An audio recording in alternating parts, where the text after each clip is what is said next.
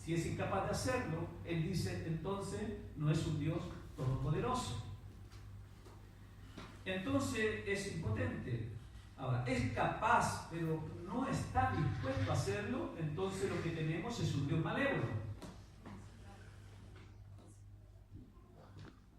Ahora está dispuesto y es capaz de hacerlo, pero ¿por qué existe el mal entonces?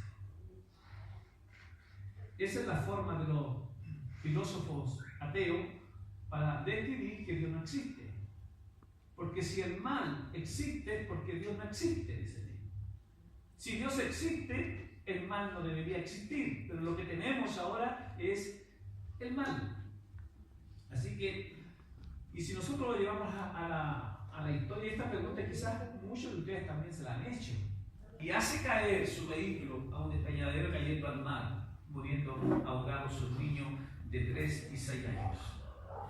Solamente porque a ella les molestaba y les quitaba su libertad a los niños. Que hay en la mente esa persona que pueda estar así, que luego va donde el pastor y le dice, ¿sabe lo que me ha sucedido? No le cuenta su verdad, sino que dice, mis niñas han desaparecido. Y el pastor hace una oración, una pequeña consejería, y el pastor mismo le ayuda a buscarla, se da cuenta a la policía y ella misma empieza a buscar. ¿Qué hay en la mente de poder de esa persona ver y hacer tanta crueldad, tanta maldad?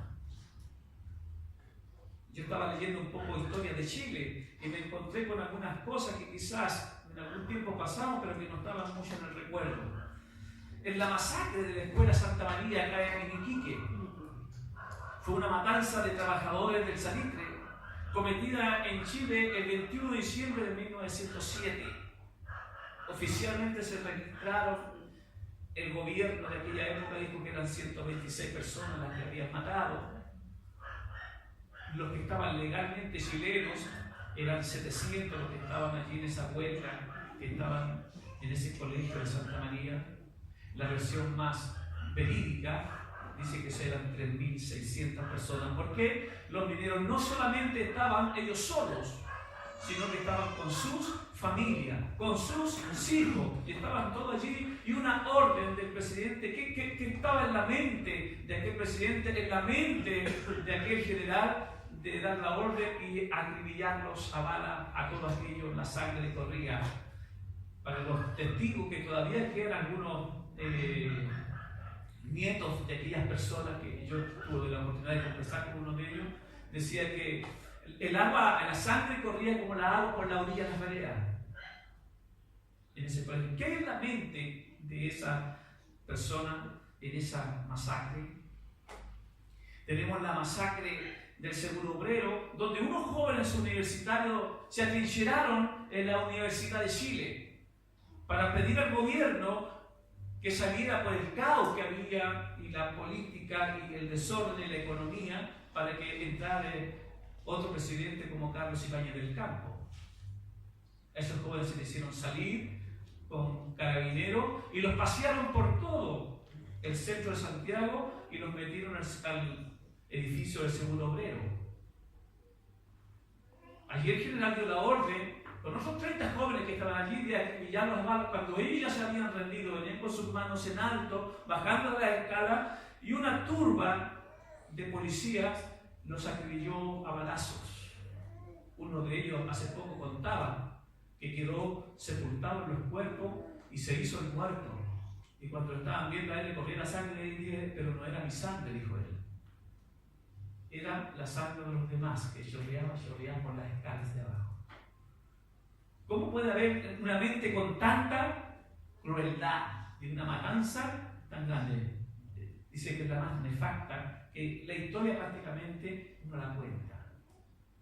Y una de las cosas más graves que sucedieron también y que tenemos los conflictos que nosotros tenemos acá en Chile, que son los indígenas.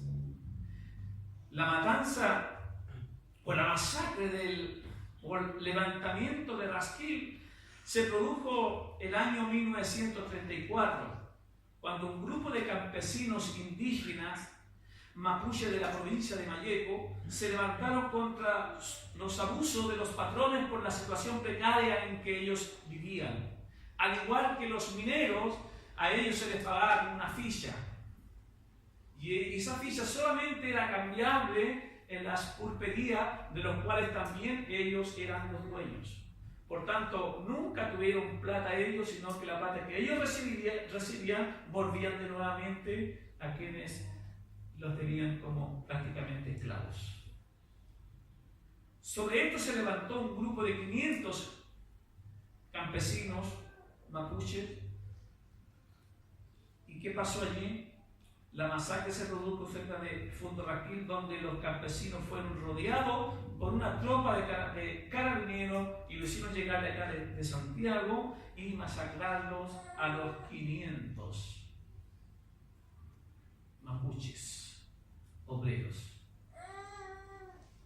¿Qué hay en la mente de esas personas de que dan la orden para acribillar y hacer una masacre de esta magnitud? ¿Qué hay en toda esta cosa? Estoy hablando de Chile. Si pudiésemos ver todo el mundo entero, donde la palabra del Señor nos dice que el mundo entero está bajo el maligno. Amén.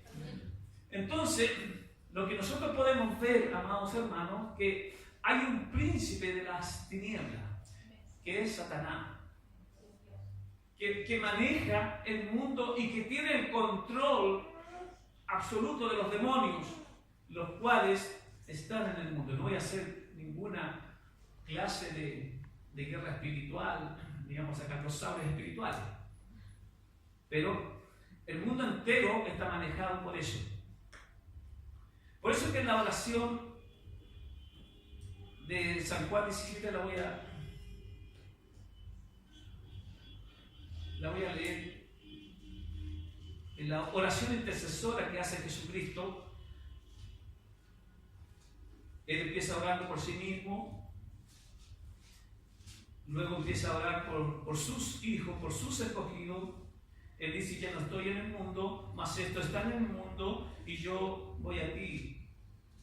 Y yo a ti vengo, Padre Santo, a los que me has dado, a los escogidos, guárdalos en tu nombre, para que sean, ¿qué cosa? Uno.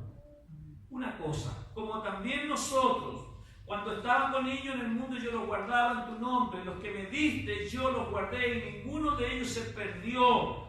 Los que me diste, yo los guardé y ninguno de ellos se perdió, para que la Escritura se cumpliese. Mas ahora vengo a ti y hablo esto en el mundo, para que tengan mi gozo cumplido en sí mismo. Yo les he dado tu palabra, y el mundo los aborreció.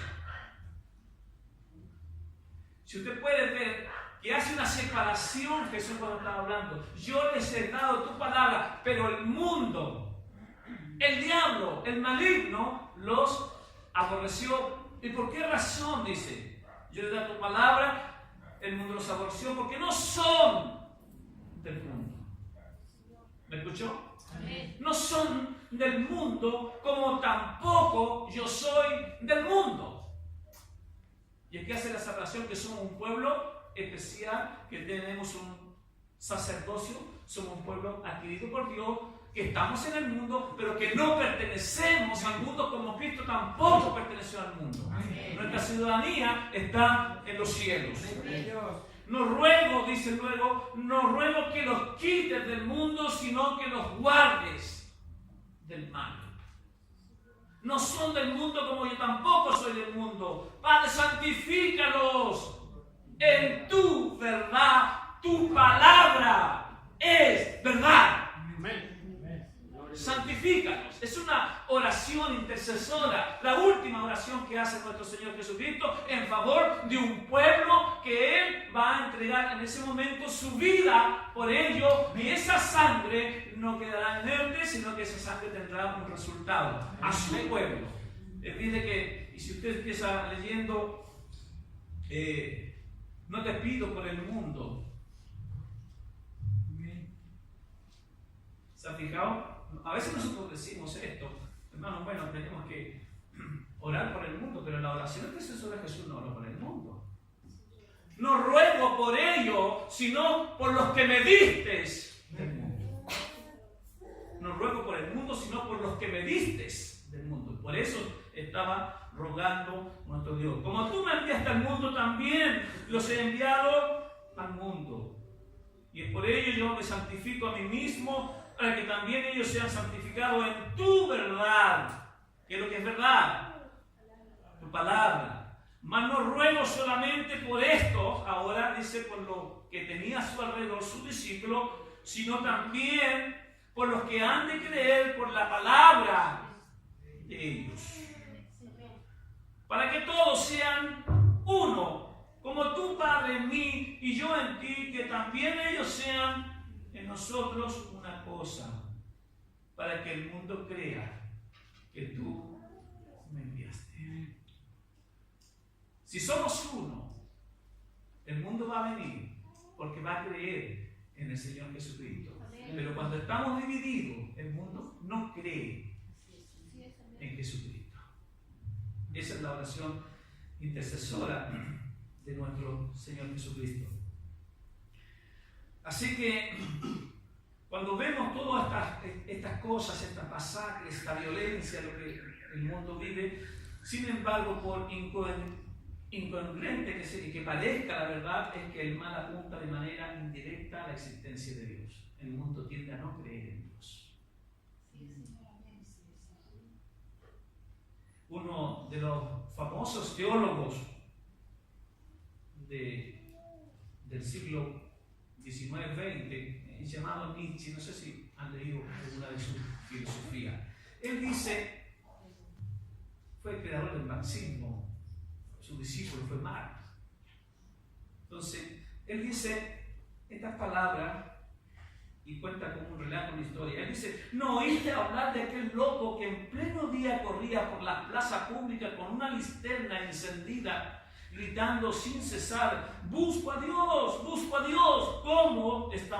Los que estaban presentes, muchos de ellos no creían en Dios. Sus gritos provocaron risa. El loco se encaró con ellos y clavándole su mirada exclamó, ¿dónde está Dios? Os lo voy a decir, lo hemos matado, vosotros y yo, todos nosotros somos asesinos. Pero ¿cómo hemos podido hacerlo? ¿Cómo pudimos vaciar el mar? ¿Quién nos dio la esponja para borrar el horizonte que hemos hecho después de desprender la Tierra de la órbita del Sol? Nos caímos sin cesar, nos caemos hacia adelante y hacia atrás, en todas direcciones. Hay todavía una arriba y una abajo. Flotamos en una nada infinita. Nos persigue el vacío, nos hace más frío. No ven de continuo acercarse la noche cada vez más cerrada. No hay que encender las linternas de la mañana. Nos seguimos oyendo el ruido de los sepultureros que han enterrado a Dios. Nos seguimos oliendo la putrefacción divina. Los dioses también se corrompen. Dios está muerto y nosotros le dimos muerto. ¿Cómo consolarnos nosotros, asesinos entre los asesinos? Lo más sagrado, lo más poderoso que habla hasta ahora en el mundo ha teñido por su sangre nuestro cuchillo. ¿Quién borrará esa mancha de sangre? ¿Qué agua servirá para purificarnos? La enormidad de este acto no es demasiado grande para nosotros. Eso dice Nietzsche. No es que Nietzsche haya creído en Dios y que nosotros lo matamos. ¿Qué habrá querido decir Nietzsche con esto? Lo que está diciendo, en el fondo, diciendo, bueno, si alguno pertenecía, alguno creía en Dios, ahora tiene que renunciar a eso. ¿Por qué? Porque existe el mal. Somos todos unos asesinos. Somos todos unos corrompidos. Que hasta los dioses se corrompen. Los hombres más grandes se corrompen. Y si el mal está allí y hay tanta corrupción en la tierra, entonces nosotros mismos, con nuestros actos, con nuestras conductas, los hemos matado. Los hemos enterrado. Nietzsche está diciendo eso. Por eso es que dice él, de los cristianos, me gusta el Cristo que ellos predican, pero no me gustan los cristianos. Así que, si Dios existe, la moralidad no existe. El mal existe, así que Dios puede existir. Así que, dice el ateísmo, y si Dios existe, el mal no podrá existir. En el fondo, a través de nuestras experiencias morales, todos nosotros sabemos que hay ciertas cosas que son realmente perversas. Y que el mal, después de todo, por definición, el mal es aquello que no debe ser. ¿Qué es lo que es el mal? Es aquello que no debe ser. Es aquello que no debe ser. Como dice Juan, 1 Juan 3:4, cualquiera que hace pecado traspasa también la ley. Y el pecado es transgresión a la ley. Y si hay algo que no debe hacer, entonces tiene que haber un estándar trascendental de lo que debe ser. El mal, irónicamente, solamente puede existir si Dios existe. Esto implica de manera lógica la existencia de Dios. Así que, más allá de la lógica, este mal, el sufrimiento, no alcanza a todos, incluso a los hijos de Dios. Amén.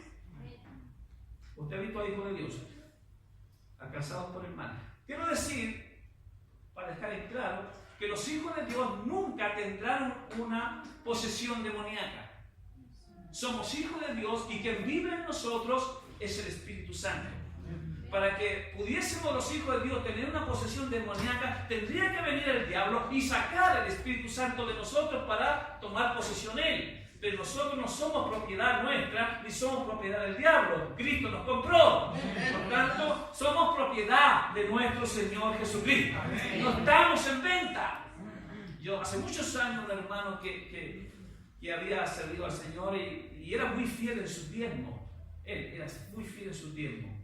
Pero yo no le daba predicación. Entonces dijo, oiga, pastor, me dijo, hace mucho tiempo que yo diezmo y soy el que más diezmo en la iglesia. Dijo él, y usted ni siquiera me da una predicación, ¿cómo es eso? Y hay otro que quizás mi diezma, dijo, y usted ha dado predicación. Dije yo, pero ¿usted cree, dije yo, que la predicación se compra con su diezmo? Si usted tiene claro eso ahí, dije yo, pues yo quiero decirle que yo no estoy en venta. Porque hace tiempo que Cristo me compró. Ahora si usted percibe su dinero, dígame cuánto es, le devuelvo su dinero. Pero yo no voy a transar el principio de Dios, porque usted es una persona impía. El Señor nos ayude. Amén. ¿Y por qué me dice eso? Yo lo había pillado en una buena oportunidad, pasando en el auto, lo vi de la mano con una persona que no era su esposa. Y pasé por ahí, yo lo observé nomás, y él quería que yo le diera predicación. Y se lo dije a él. ¿Por qué no le doy por esto? Me quedo mirando, bueno, que de repente uno tiene unas debilidades, dijo, y yo peleé con mi esposa, dijo, y por mi hijo peleé, así que me acordé que había tenido una noviecita en el tiempo pasado, dijo, me acordé y fui a verla, me encontré con ella, dijo, bueno, y después me dijo, alguna gracia me habrá dado el diablo. Eso sí, dije yo, el diablo le ha dado esa gracia. Dios nos ayude.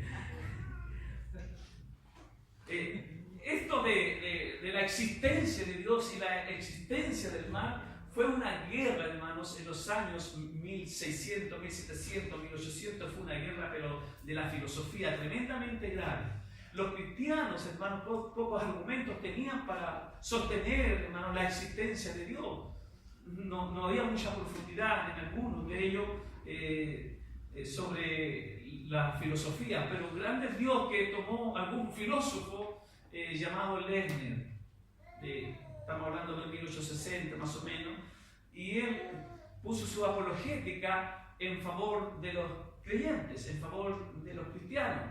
Él dijo, bueno, si no hay nadie que defienda la existencia de Dios, yo la voy a defender, yo voy a ser su abogado, dijo él, de esta forma. Y él caracterizó como el mal filosófico de Lerner como un triple mal. Y es llamado como el mal metafísico, el mal físico y el mal moral. El mal físico consiste en las enfermedades, los dolores, la injusticia y la muerte genéticamente heredada de Adán, o sea, de una raza caída. O sea, todas nuestras enfermedades, Dios nos hizo a Adán con enfermedades. Pero nosotros heredamos ese mal de las enfermedades y todo aquello que nos viene, lo hemos heredado genéticamente desde Adán. Ese es el mal físico. Él dijo, el mal moral consiste en los pecados y crímenes de los hombres. El mal moral ha sido la carencia del bien. La victoria será del bien. O sea, consiste el mal moral, lo que nosotros hablamos, el mal moral, insistentemente en la laxivia, insistentemente en cometer actos en contra del prójimo, crímenes. Ese es el mal moral. Hace poco nosotros enseñamos que la ley del Señor solamente cesaron los sacrificios, pero no su ley moral. La ley moral nosotros la tenemos. Cuando dice yo no estoy bajo la ley, ¿y en qué está entonces? Lo que nosotros estamos bajo la ley de los sacrificios. ¿Por qué? Porque Cristo se cumplió en Cristo y eso tenía un cumplimiento. Eso era necesario hacer los sacrificios con Cristo. Era necesario para expiar los pecados del año. Y era así, Dios tenía que hacerlo así, se cumplió. Pero Dios tenía un fin para eso. Un propósito, que viniera Cristo como sacrificio, como cordero, y fuésemos nosotros expiados por su muerte, con su sangre. El sacrificio que hizo Cristo fue una vez y fue para siempre. Entonces no necesitamos ahora de sacrificio. Pero la ley moral permanece. Si no estamos bajo la ley, entonces seguiríamos bajo este mal que tiene el mundo, la ley moral. Pasémosla bien, comamos, adulteremos, forniquemos, hagamos todo eso. Pero la ley moral del Antiguo Testamento sigue con nosotros. ¿Estamos claros? Ahora, el mal metafísico consiste en la limitación y en la imperfección de todas las cosas, dice Lenin. Es una necesidad el mal metafísico. Dios en su sabiduría las crea para, al existir muchas cosas juntas, es necesario que sean limitadas, porque el mundo no puede existir más dioses. Lo que está diciendo, ¿por qué existe el mal metafísico? ¿Por qué el hombre tiene que incurrir? ¿Por qué el hombre es seducido al mal? ¿Por qué Dios no creó las cosas todas perfectas? ¿Hay imperfección en alguna cosa creada por Dios? No. ¿Dios hizo alguna cosa mal? ¿Alguna cosa está mal hecha por Él? Todo lo ha hecho bien. Pero, ¿cómo? Porque esto nos queda a nosotros, ¿cómo defender esto? Entonces, si la cosa está bien, ¿por qué Adán pecó? ¿Por qué Lucifer pecó? Si las cosas están bien hechas, no tendría que haber sido. Pero Lenin, yo pienso que él tiene razón en decir, bueno, las cosas creadas son buenas, son perfectas, pero son limitadas. Eso es lo que es el mal metafísico, son limitadas. ¿Por qué? Porque tienen un principio. Dios lo creó. Dios creó a Adán libre. Lo creó íntegro. Amén. Perfecto. Amén. Lo creó libre ahora. Lo que nosotros llamamos libre albedrío. Lo creó libre. Esa libertad es santa. Pero el hombre, Adán, la corrompió. Entonces, el mal no es originado por Dios, sino que el mal es originado por la limitación. ¿Por qué, dice Lenin? Porque si Dios hubiese creado una persona que no tuviese límite, o sea, un ser infinito que no tuviera principio ni fin, habría creado otro Dios. Eso es imposible, porque el segundo sería una creación y no pueden haber más dioses que uno solo, dice Lenin. Y yo creo cuando leí su libro, yo creo que ahí le dio el palo al gato, como decimos, le dio el palo al gato. Lo dejó, y eso hasta el día de hoy ha circulado, hermanos, como el mal metafísico, en que el hombre es limitado. Nosotros somos limitados. Amén. Dependemos totalmente de nuestro Dios. Dios es tan bueno, omnipotente, no le daría el mal si el mismo mal Dios no pudiera hacer surgir el bien. Eso dice San Agustín. Dios es tan bueno, dice él, omnipotente, que no toleraría el mal si el mismo mal no pudiese hacer surgir el bien. Amén. ¿Por qué Dios, miremos desde este punto de vista, por qué Dios tolera esa maldad? Porque si no tuviese esa maldad, no pudieses estar en bien. O sea, por esa maldad, Dios nos rescata de esa maldad y nos hace estar en el bien. Se refleja allí. Si no existiera el mal, ¿cómo sabríamos que estamos bien? ¿Estamos claros? Pero existe otro tipo de mal. ¿Cuál es? Esto no lo dijo Lenny, pero lo dije yo. Que es el mal sobrenatural. Esto tiene que ver con los demonios caídos, con Satanás mismo. Vamos a ver alguna referencia a esto. En Mateo 4, del 1 al 11. Dice, entonces Jesús fue llevado por el Espíritu al desierto. Quiero hacer notar que Jesucristo es 100% hombre y 100% Dios. Dígalo fuerte, ¿ven? Dios. Los gnósticos tenían una enseñanza. Ellos decían que había descendido Dios con su Espíritu sobre Jesús, un hombre, que había descendido en el momento cuando sale de las aguas. Este es mi hijo amado, al cual yo tengo complacencia. Y luego Dios le abandona en la cruz cuando él dice, Padre, ¿por qué me has desamparado? Entonces Jesús siguió siendo hombre. O sea, tuvo un lapso donde era el sello de la perfección de Dios, que eran de 3 años. Pero eso para los cristianos y para nosotros es una blasfemia. Dios es 100% Dios y 100% hombre. Dios necesitó ser guiado por el Espíritu Santo. Jesucristo necesitó ser llevado por el Espíritu Santo. Necesitaba ese poder del Espíritu Santo siendo Dios, porque cuando estuvo en la tierra fue 100% humano. ¿Estamos claros? Cuando aparece en el Antiguo Testamento es 100% Dios, no hay humanidad allí. Pero cuando baja vino como hombre y se humilló como hombre, sufriendo todas las cosas que sufren los hombres, las mismas tentaciones, las mismas pasiones, todo, como hombre. Entonces necesitó ser llenado por el Espíritu Santo y dice que después de haber ayunado 40 días y 40 noches, tuvo hambre. Y vino a él el tentador y le dijo, si eres hijo de Dios, di que estas piedras se conviertan en pan. Él respondió y dijo, escrito está, no solo de pan vivirá el hombre, sino que de toda palabra que sale de la boca de Dios.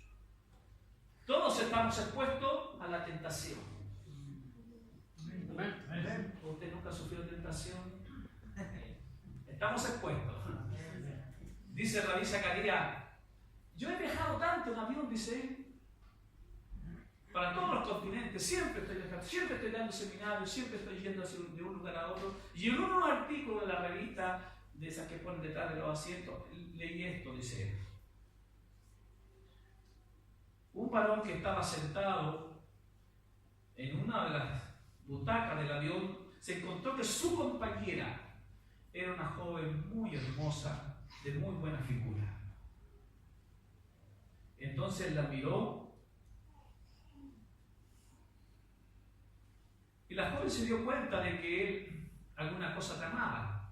Por tanto, la joven le quitaba la vista, no lo miraba, pero este caballero, que se notaba como una persona de alta sociedad, le hizo una propuesta, como la propuesta indecente. Hoy la joven le dijo, yo le daría a usted $1 millón si usted pasa una noche conmigo. Y la mujer, ¿qué se cree? Eso no va conmigo. Se dio vuelta y no lo miró más. Pero cuando ya estaba a punto de aterrizar el avión, le dijo, caballero, ¿es verdad lo que usted me dijo? ¿Que me daría $1 millón? $1 millón. Sí, le dijo, ¿verdad? Bueno, accedo, le dijo ella. Bueno, fijemos el lugar, el tiempo.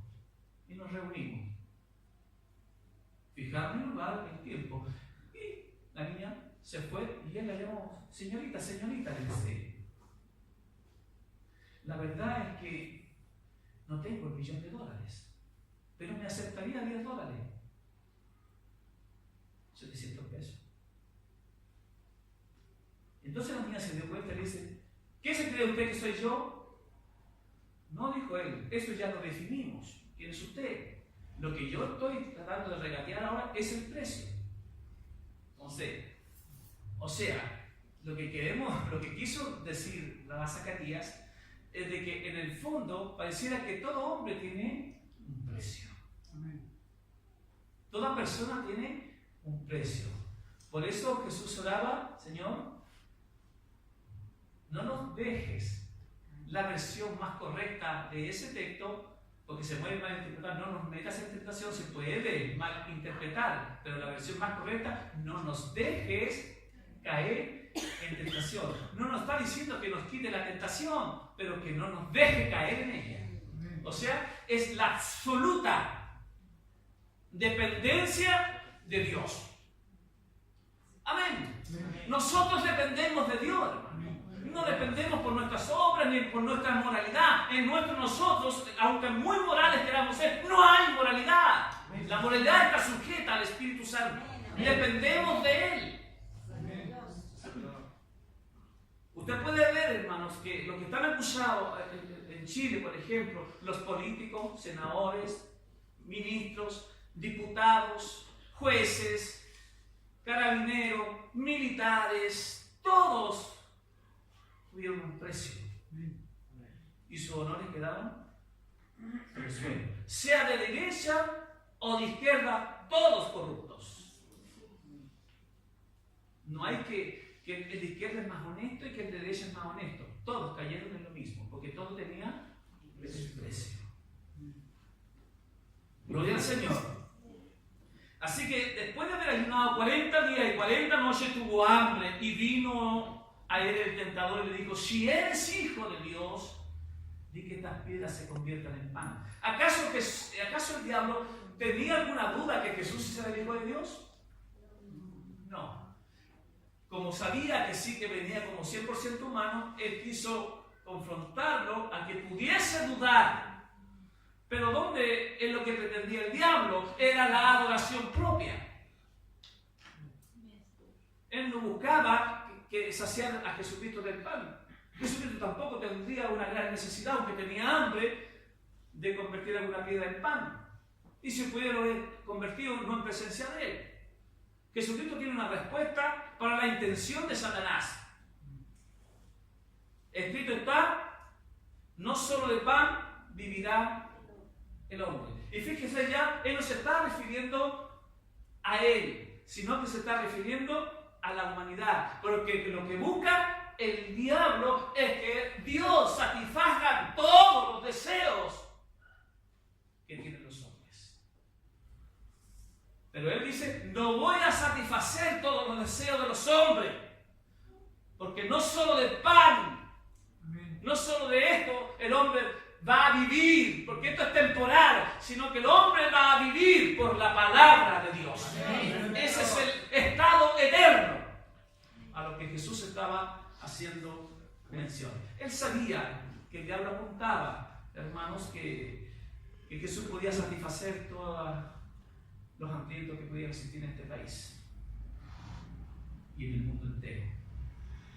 Cuando viene la gente dice, maestro, no sabías que tú estabas aquí, ¿cómo llegaste? ¿Cuándo te viniste? No nos dimos ni cuenta.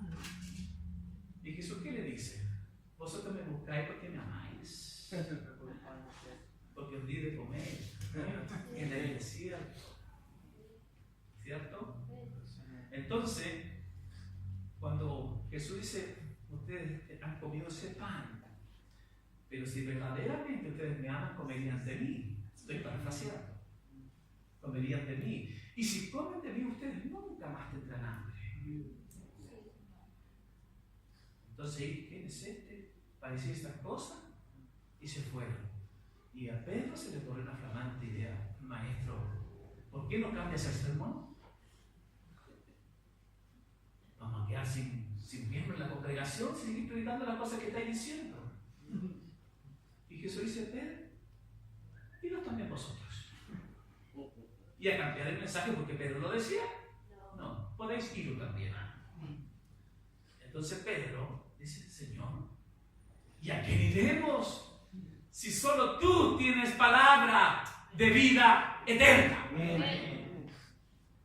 Menos mal que el arrepentimiento y la revelación llegó inmediata. Que Dios nos bendiga. Tú puedes ser tentado en eso, hermano. Y nosotros, líbranos, hermano, no significa solamente que vengan unas huestes demoníacas que te estén invadiendo. No significa solamente. Líbranos o no nos deje caer en la tentación. El mismo trabajo, las personas trabajólicas que no le dejan espacio a Dios, que no le dejan cabida a Dios. Las personas que son,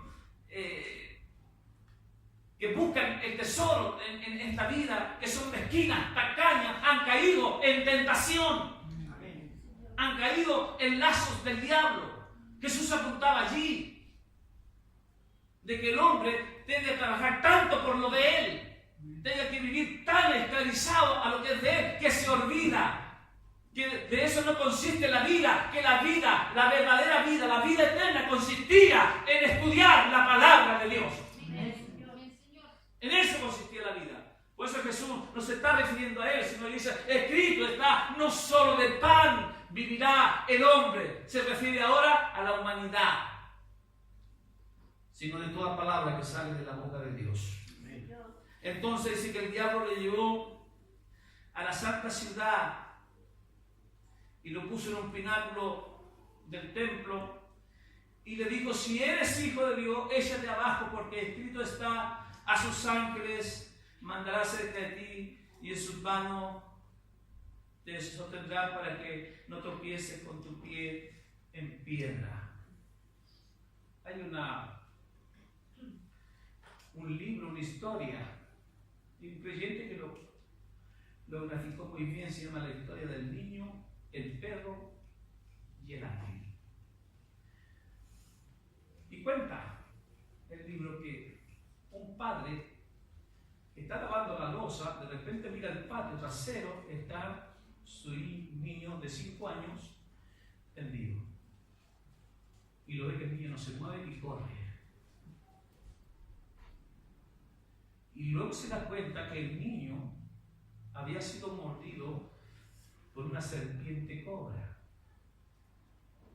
Así que no le daba mucho el espacio, así que tomó su vehículo y corrió al lugar más cercano, pero no había en ese hospital un antídoto para contrarrestar el veneno de la cobra.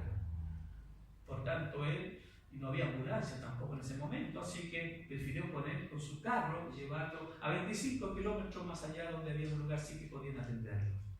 El problema es que él quedó en pana, su vehículo. Se paró en la mitad de la calle con el niño haciendo deo. Lo único que pasó fue un cacharrito, muy viejo que apenas andaba. Pero no le quedó otra.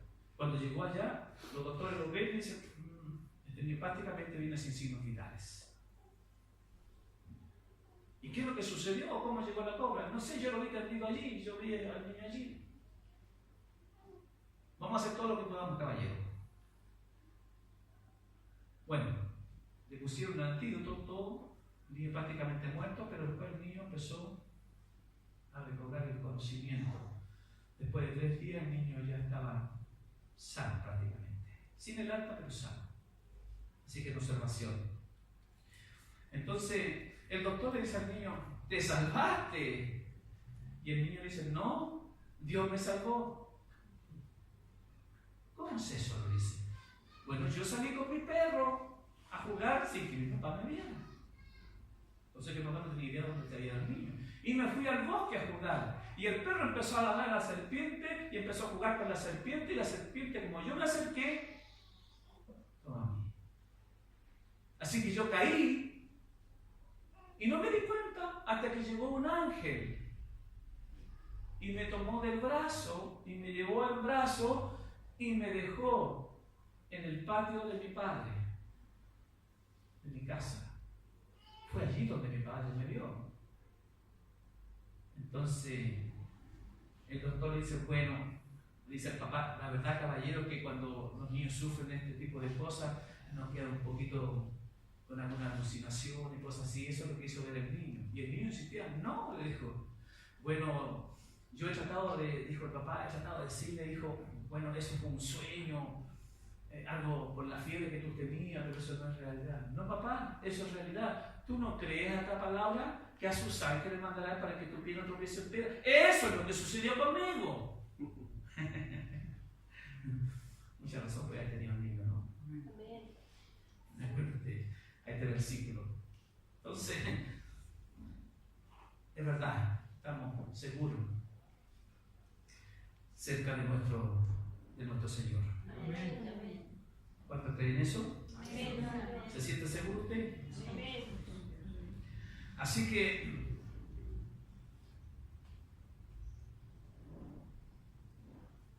no podemos nosotros tentar a Dios. Yo me recuerdo que en el tiempo tuvimos un pastor acá en Serena, que era de Santiago, y él tenía una camioneta y nos sacó a una parte hacia Vicuña y íbamos a 140 más o menos. Yo le dije, pastor, baje la velocidad. No se preocupe, pastor. No se preocupe, porque vamos con el Señor, vamos con el ángel de Jehová. Sí, dije yo, pero después los cielos el ángel se baja. Y eso que, oye, siempre se hacen pruebas con eso. Acuérdense que después de los cielos el ángel se baja. Eso quedó allí. Entonces, tentar a Dios, eso es eso. Bueno, le pongo, violo todas las reglas del tránsito, todas voy con Dios.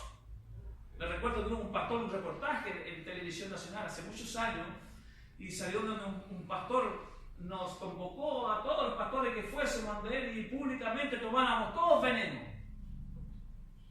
Y el que dejó de dejar el vivo, ese era el pastor verdadero. Los demás eran ministros. A tomar veneno. Eso se llama tentar a Dios. Incluso cuando usted se mete en crédito que usted no puede pagar, pero yo soy hombre de fe. Dios, igual para sacar, me haré que proveer. Usted ha tentado a Dios. Usted no puede hacer eso. Por eso que tenemos mayordomía, en la cual nosotros tenemos que regirnos. No tentarás al Señor tu Dios. Eso es, líbranos de ese mal. No nos dejes caer en la tentación del consumismo. No nos dejes caer en la tentación. Ese es el problema que muchos hermanos nos tienen, de que le quitan al Señor porque cayeron en la tentación del consumismo, después no pueden pagar. Gloria al Señor. Jesús le dice, escrito está, también no tentarás al Señor tu Dios. En verso 8 dice otra vez, el diablo lo llevó a un monte muy alto y le mostró todos los reinos del mundo y la gloria. Y él les dijo, todo esto te daré si postrado me adorares. Fíjate, hermanos, que todos los reinos del mundo le pertenecían al diablo. ¿Quién cree tú que gobierna el mundo? ¿Quiénes son la cabeza de todo esto? Los Illuminatis. ¿Quiénes son la base sustentadora de los Illuminati? Los masones. Los masones, la corriente de los masones, en su 70% son todos políticos. Presidentes, diputados, senadores. Ellos están ahí en el gobierno. ¿Y quiénes sustentan económicamente a todos?